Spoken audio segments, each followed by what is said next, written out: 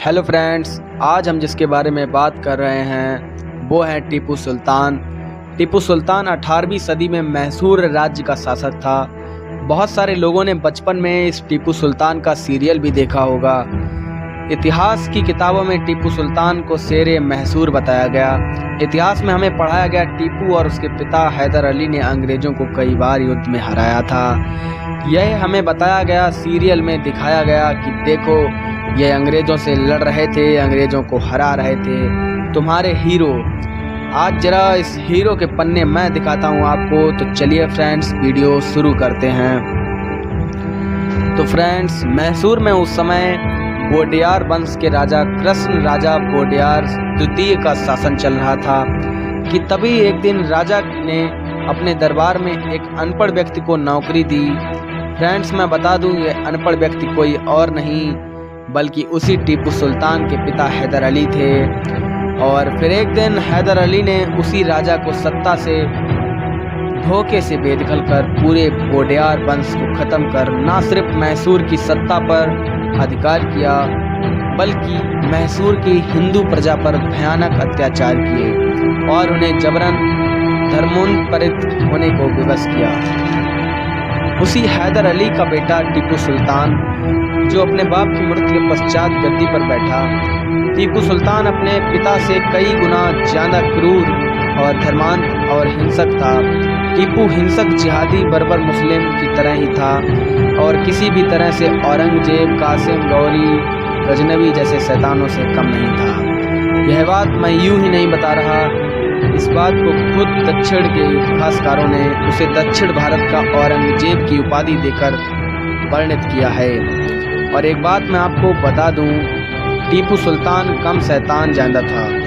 यह शोध का विषय नहीं है। दर्जनों देसी विदेशी किताबें उसके शैतानी कुकृत्यों के विवरण से भरी पड़ी हैं। पर विडंबना देखिए, जब टीपू की सच्चाई अंग्रेज इतिहासकार बताते हैं तो वामपंथी इतिहासकार कहते हैं कि ब्रिटिश टीपू सुल्तान के विरोध में थे, इसीलिए ऐसा लिखते हैं। लेकिन जब खुद टीपू सुल्तान के मुस्लिम दरबारी इतिहासकार टीपू की क्रूरता और निष्ठुरता और जिहादी कुकुत्तों का बहुत प्रशंसा के साथ वर्णन करते हैं तो इस बात को भी वामपंथी इतिहासकार झुठला देते हैं। कुल मिलाकर यह धूर्त वामपंथी इतिहासकार इस देश में झूठ फैलाते हैं। इसी तरह के शैतानी कुकृत्य करने वाले सभी इस्लामिक आक्रांताओं और तानाशाहों को इन वामपंथी इतिहासवादियों ने साहसी और महान बताकर फर्जी इतिहास लिखकर हम भोले वाले भारतीयों को मूर्ख बना रखा है।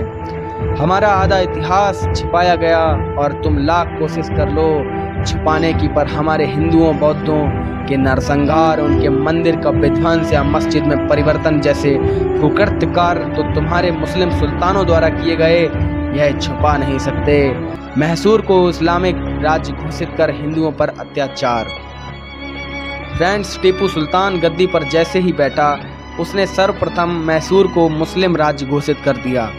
इसके दरबारी मुसलमान के द्वारा लिखी हुई पुस्तक में मिलता है कि टीपू ने आम सभा में घोषणा की कि मैं सभी काफिर जानते होंगे आप जो गैर मुसलमान होते हैं, कि मैं सभी काफिरों को मुसलमान बना कर रहूँगा।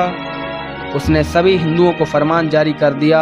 उसने मैसूर के गांव-गांव में मुसलमान अधिकारियों के पास लिखित सूचना भिजवाई कि सभी हिंदुओं को इस्लाम में दीक्षा दो, जो आसानी से मुस्लिम ना बने उसे बलपूर्वक मुस्लिम बनाओ, और जो मुस्लिम विरोध करे उसका कत्ल करवा दो, और उनकी स्त्रियों को शरिया कानून के अनुसार मुसलमानों में बंटवा दो। इतिहासकार लिखते हैं कि टीपू सुल्तान हर गांव में एक हाथ में नंगी तलवार लेकर और दूसरे हाथ में कुरान लेकर जाया करता था और लोगों को मुसलमान बनाया करता था। अगर वो मुसलमान बनने से इनकार करते तो उन्हें मौत के घाट उतार दिया करता था।